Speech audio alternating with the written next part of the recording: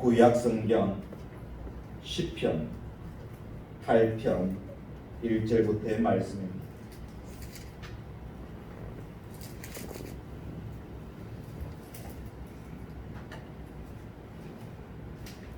구약 성경 시편 8편 1절에서 9절까지 8편 1절에서 9절까지 제가 앉아 읽고 여러분이 앉아 읽으면서 교독하시겠습니다. 여호와 우리 주여, 주의 이름이 온 땅에 어찌 그리 아름다운지요. 주의 영광이 하늘을 덮었나이다. 주의 저녁으로 말미암아 어린 아이들과 젊은 자의 입으로 근능을 세우시며 이런 운수들과 목자들을 담당하게 하십니다. 주의 손가락으로 만드신 주의 하늘과 주께서 베풀어 두신 달과 별들을 내가 보오니 사람이 무엇이기에 주께서 그를 생각하시며 인자가 무엇이기에 주께서 그들을 돌보시나이까. 그를 하나님보다 조금 못하게 하시고 영화와 존귀로 관을 씌우셨나이다. 주의 손으로 만드신 것을 다스리게 하시고 만물을 그의 발 아래 두셨으니 곧 모든 소와 양과 들짐승이며 공중의 새와 바다의 물고기와 바닷길 위에 다니는 것이니 함께 하겠습니다.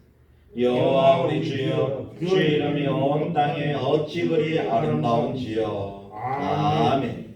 이 말씀이 우리 모두에게 은혜가 되기를 바랍니다. 하와이에 가면 와이키키 해변 주변에 호놀루루라는 동물원이 있다고 합니다. 그래서 바닷가에 여행 간 사람이 이 동물원의 동물도 구경하는 그런 관광지로 만들었었는데 그 동물원에서 여러 가지 동물들을 구경한 다음에 제일 마지막 코스에 가면 지구상의 가장 위험한 동물을 봐라 하는 안내문이 있다고 합니다. 이제 그 바깥만 나가면 이제 동물원이 끝이고 마지막 나가는 길인데 그 팻말이 있다는 거죠. 그래서 사람들이 이제 마지막 코스로 와가지고 아니 세상에 가장 위험한 동물이 무엇인가? 지금까지 사자도 보았고 상어도 보았고 다 보았는데 사나운 것이 또 있나? 그러면서 궁금증을 가지게 돼요. 그래서 궁금해서 그 우리 안으로 다들 들여다보면서 또 찾아가는 그런 일을 하게 된다고 합니다. 근데 막상 우리 안에 들어가 보면 동물은 한 마리도 없고 그 가운데에 커다란 거울이 하나 걸려져 있다고 합니다. 그래서 사람들이 그 안에 들어가가지고 아무것도 없는 걸 보면서 아니 뭐냐 아무것도 없잖아 그러면서 둘러보다가 거울을 보는 순간에 누구를 보게 되느냐? 자기를 보게 된다는 거죠. 거울에 비친 자기 자신의 모습. 그렇게 인간이 세상에서 가장 위험한 동물이라는 것이었습니다. 어쩌면 맞는 말인지는 모르겠습니다.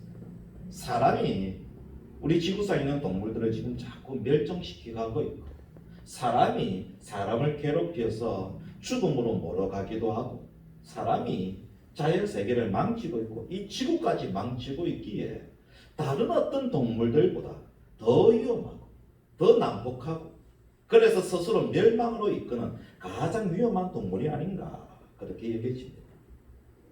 우리 자신들도 우리가 좀 마음이 좋고 선할 때는 한없이 선하고 좀 나은 사람에게 다 사랑을 베풀고 있다가 한번 열을 받으면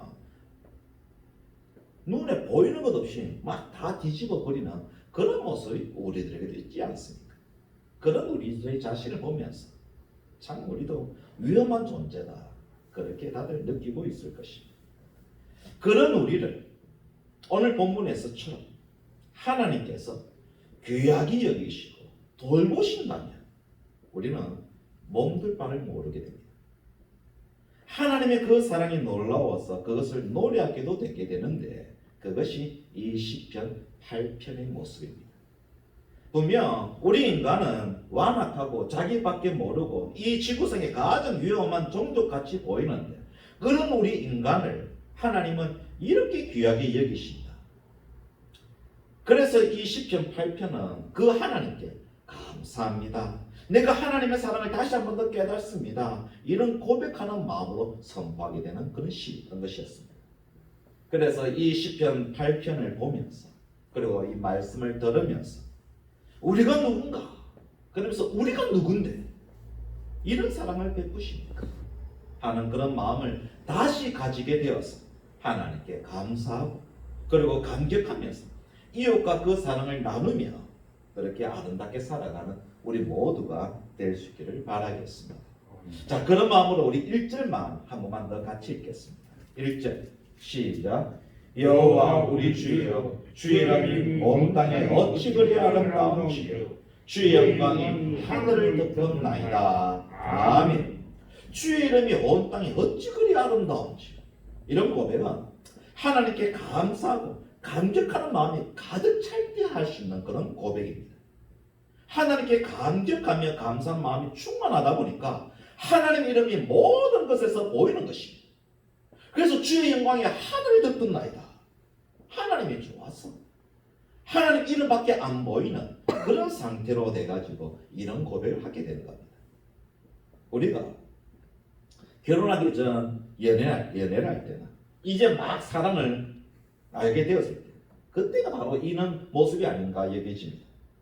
그 사람이 너무 좋아가지고 길을 가도 그 사람이 보이고 밤에 달을 봐도 그 사람이 보이고 눈만 감아도 그 사람 보이고 그래가지고 그 사람만 생각하면 또 웃음이 나와서 그냥 시도 때도 없이 희죽희죽 웃게 되고 그런 상태. 그것이 1절에 고백하는 이 상태입니다. 세상 사람들은 지금 치열하게 생존 경쟁을 하면서 먹고 살기 위해서 발버둥 치고 있는데 이 사람은 저기도 하나님 여기도 하나님 하나님밖에 안 보인다. 하나님의 영광이 온 세상에 가득하다. 어디에서나 하나님밖에 안 보인다. 이런 상태가 된 겁니다. 요즘 코로나로 인해서 웬만한 사업장들은 다 어려움을 겪고 있습니다. 그러면서 미국과 중국이 또다시 싸우려고 하니까 그 사이에 낀 우리나라는 더 힘들게 됐어요. 또 홍콩이나 미국에서 폭동까지 일어나니까 그렇지 않아도 힘든데 그 영향을 우리나라가 지금 고스란히 받게 되어서 더 힘들게 되었습니다. 이렇게 힘들게 된 이 마당에 어떤 사람은 노래하면서 다닌다. 얼굴 인상 찡그리지도 않고 웃으면서 감사하면서 그렇게 다닌다. 그러면 대체 뭐가 좋아서 저러나? 일이 잘 되고 있나? 그런 거 같지도 않은데 대체 뭐가 좋아서 저렇게 웃냐? 그러면서 궁금해할 것입니다. 그러면서 나도 좀 저렇게 웃고 싶다. 저렇게 나도 살고 싶다. 웃으면서 사는 게 너무 스트레스인데 나도 좀 웃으면서 살고 싶다. 그런 마음을 가지게 될 거 아니겠습니까? 그런 기쁨을 오늘 우리 모두가 이 시편 8편을 보면서 다 가져서 그 기쁨을 다른 사람에게 전해주면서 우리가 가는 곳마다 기쁨이 충만하게 만들어가는 행복하게 만들어가는 우리가 될 수 있기를 바라겠습니다. 그럼 어떤 일이 있었기 때문에 이런 고백을 한다는 것이며 어떤 일을 보면서 우리가 이렇게 또 기뻐할 수 있는 것이냐? 대체 이 시편은 무슨 일이 있었던 것이냐? 그런데 이 시편을 우리가 자세히 봐도요, 정확하게 이 무슨 일이 있었는가 그것을 말해주지 않습니다. 어떤 사건 때문이다 정확하게 뭔가 보이지도 않습니다. 대신에 여러 가지를 유추해 볼 수는 있습니다. 먼저 무엇을 보면서 감격하며 감사하느냐? 2절에서 이렇게 봅니다. 2절 한 번 더 시작. 주의 대적으로 말미암아 어린아이들과 젖먹이들의 입으로 권능을 세우시며 이는 원수들과 보복자들을 잠잠하게 하려 하심이니이다. 아멘. 어린아이들과 젖먹이들 때문에 원수들과 보복자들이 말을 못하고 잠잠하게 되는 모습 보면서 통쾌해서 놀라워서 노래하는 그런 모습이란 겁니다.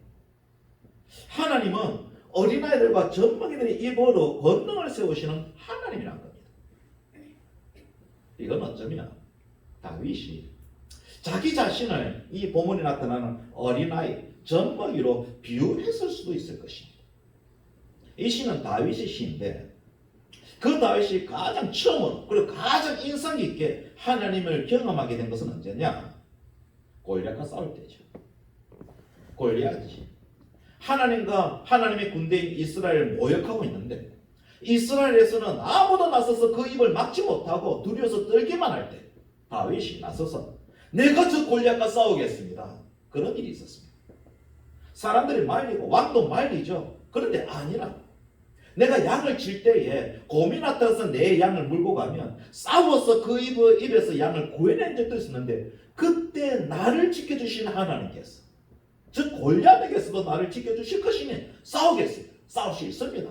그랬었습니다. 그때 다윗의 나이가 몇 살이었느냐? 성경에 기록이 없습니다. 대신에 어떻게 표현되냐면 소년이다 이렇게 표현. 정확한 나이는 안 나옵니다. 소년이다. 그러면서 유추해 볼 수 있는 것은 이 다윗의 형이 7명 있었는데 7명 중에서 위로 3명만 군대에 갔었어요. 밑에 4명 그리고 막내 다윗은 군대에 안 갔었습니다. 군대 가지 못하는 형들 4명이 있는데 그 밑에 동생이었다면 나이가 아주 어렸었어요. 많아도 몇 살이냐? 한 15 정도 그 이하가 이 다윗의 나이였었습니다. 그러니까 다들 말린 것이었습니다.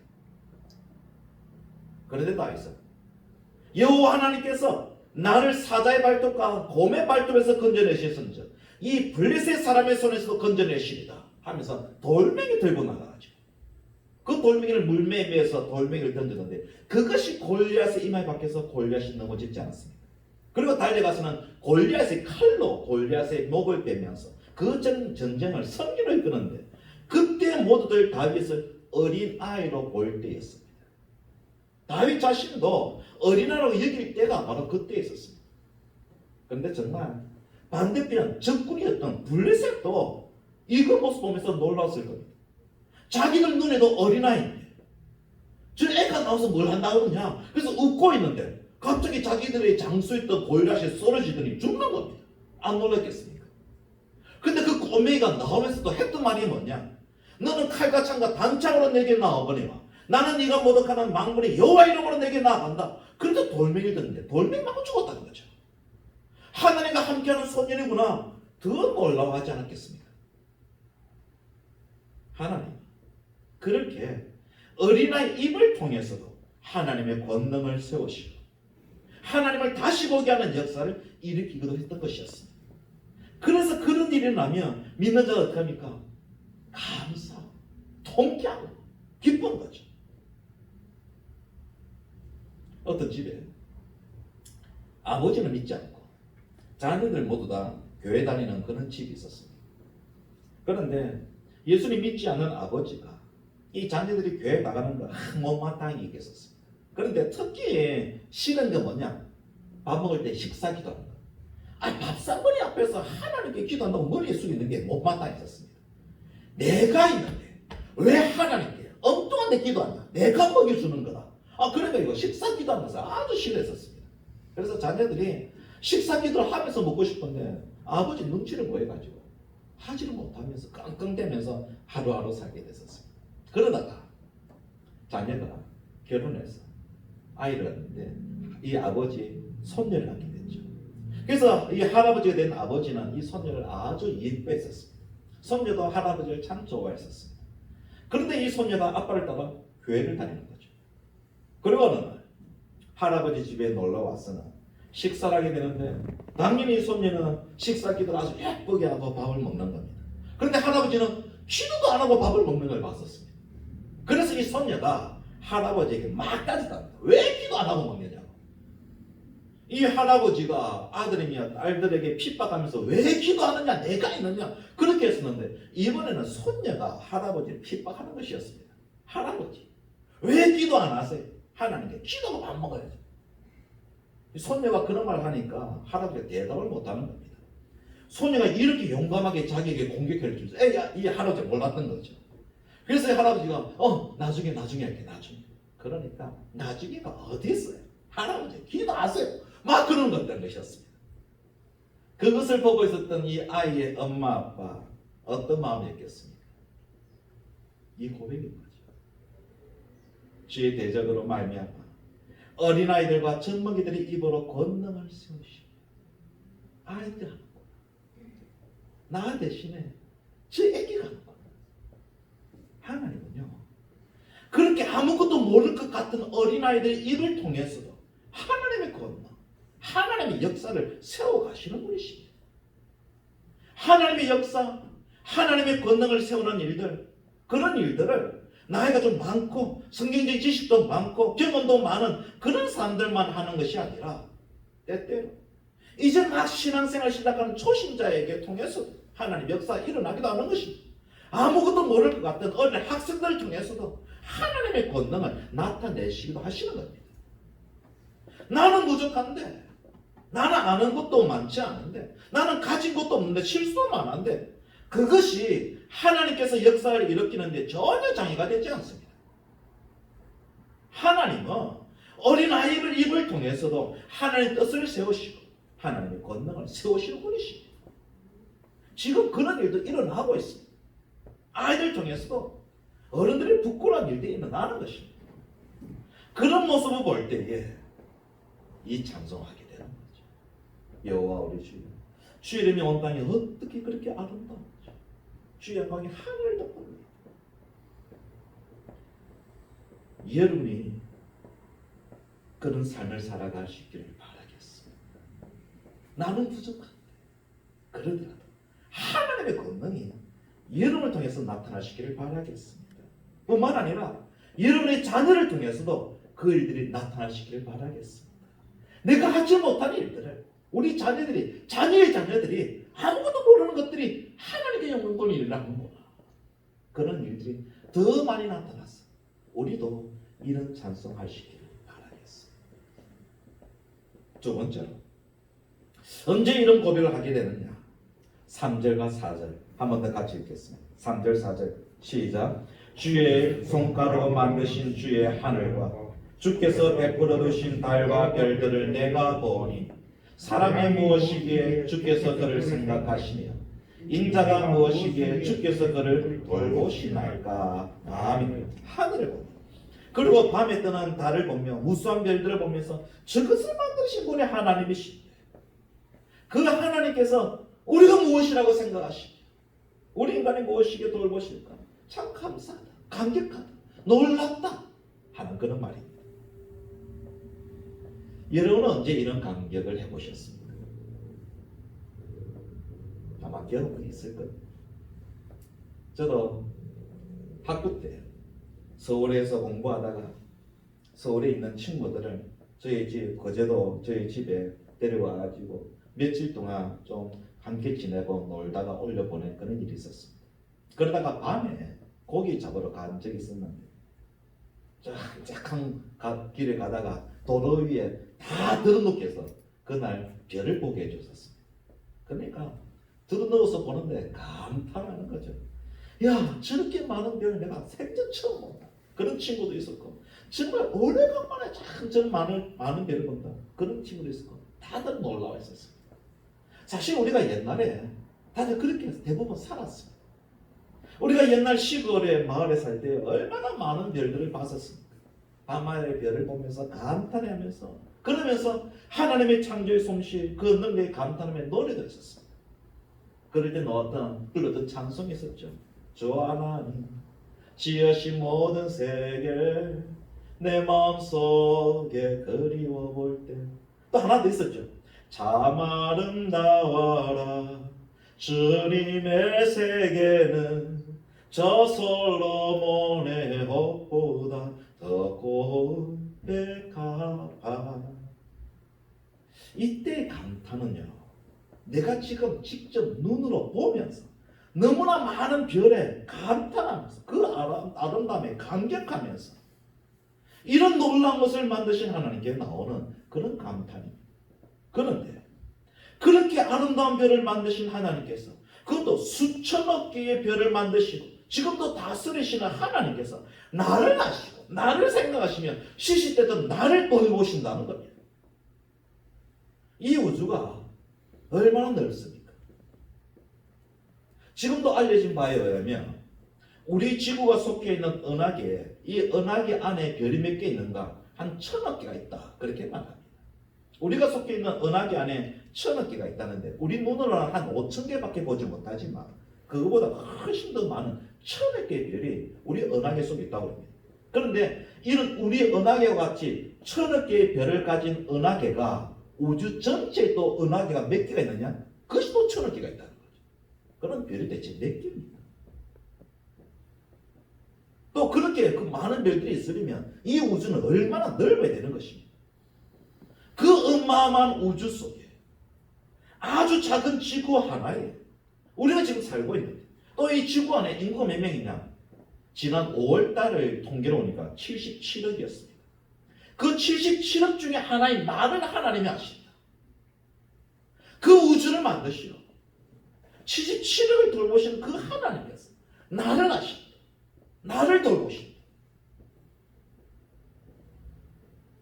제가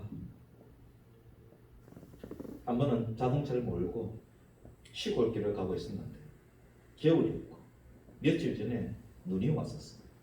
그런데 한 며칠 좀 지났으니까 눈도 다 녹았고, 그래서 안심하고 차를 몰고 시골길을 가다가 조금 더 빨리 가고 싶어서 지름길로 산길을 올라가가지고 가려고 했었습니다. 이게 물론 보장된 도로였기 때문에 산으로 올라가게 됐습니다. 오르막길인데 오르막길을 가다가 코너길이 또 보였었습니다. 그래서 이제 오르막길이고 코너길이니까 약간 더 속도를 내면서 탁 올라가려고 하는데 하필 그곳이 그늘진 곳이라 며칠 전에 내렸던 눈이 채 녹지 않았어. 얼음으로 쫙 깔려있는 그런 상태에 있었어요. 그것도 모르고 오르막길의 코너에 속도를 팍 내다 보니까 이 차가 휙 돌면서 반대편 차선 팍 가더니 난간과 꽉 부딪혔었어요. 그렇게 아주 빠른 속도가 아니었기 때문에 난간은 그렇게 과하게 부딪히지 않지만 꽉 부딪히면서 차가 멈췄는데 그 앞을 보니까 낭떠러지 있었어요. 얼마나 가슴이 취하는지. 반대편에 또 차도 오지 않았기 때문에 아무 사고도 없었어요. 얼마나 감사하던지. 옆 차선에 차가 왔었다. 내가 조금만 더 속도를 냈다면 정말 아찔한 순간이었어요. 하나님 감사합니다. 안 나올 수가 없었어요. 그때 느껴진 것이 내가 무엇이야? 나를 지금 보고 계시는구나. 지켜주시는가 하는 것이었어요. 그 많은 사람들 중에서 나를 아시고 나를 보고 계시고 나를 지켜주시는구나. 얼마나 감사하던지. 하나님은요, 우리를 다 아시고 우리를 지금 지켜주고 계시고, 한 개의 은하계 속에 1000억 개의 별이 있고, 그런 은하계가 우주에 1000억 개 있다 할지라, 그 우주 속에 작은 별 하나 속에 살고 있는 우리일지라도, 또 77억 중에 살고 있는 하나인 우리일지라도 하나님은 나를 아신다는 것, 우리를 지켜주신다는 것. 그런데 가끔씩 우리는 하나님과 줄다리기를 하죠. 하나님, 이거 해주십시오. 이거 안 해주시면 나 안 움직입니다. 이거 해주시면 내가 하겠습니다. 해주시나 안 해주시나 한번 볼 겁니다. 그래서 때문에 하나님과 우리가 참 많이 줄다리기를 합니다. 77억 중에 하나인 우리가 77억을 보고 계시는 하나님께, 하나님 이거 해주세요. 이거 안 해주시면 나 안 움직입니다 하면서 하나님과 줄다리기 한다는 겁니다. 하나님 입장에서 얼마나 가소롭겠습니까? 그런데 하나님은요, 그런 거 들어주십니다. 때로는 그러지 말고 좀 더 기다려라 하시기도 하시고, 때로는 그래 내가 해주마 하시기도 하시고, 때로는 야 그건 안 된다 다른 것 주마, 이건 어떠냐, 다른 것을 우리를 만족해 주신다는 것입니다. 그러니 우리는 내가 이겼다, 내 기도에 하나님 보좌가 움직였다고 흥분해하는데, 하나님은 77억 중에 하나인 우리를 그렇게 대해 주신다는 겁니다. 여러분, 우리가 가끔씩 하나님과 하는 그런 밀당, 그거 하나님 보기에 좀 가소로운 거 아니겠습니까? 그런데 그것을 들어주셨다고 내가 밀당해서 받았다고 웃고 있으면 아마 하나님은 나의 그 웃는 모습 보고 싶어서 그렇게 들어주시는 것이지, 우리가 무슨 힘이 있었어 이기겠습니까? 하나님 우리를 그렇게 귀하게 여겨주신다는 것이죠. 그러면서 이 시편은 또 무엇을 말합니까? 5절에 이렇게 표현합니다. 그를 하나님보다 조금 못하게 하시고 영화와 존귀로 관을 씌우셨나이다. 그러면서 6절에 뭐라 그럽니까? 주의 손으로 만드신 것을 다스리게 하시고 만물을 그 발 아래 두셨다. 하나님보다 조금 더 못하게 하시면서 하나님 만드신 것을 다 다스리게 주셨다는 것이었습니다. 하나님보다 좀 못하게 하신다. 당연하죠. 우리가 하나님의 피조물입니다.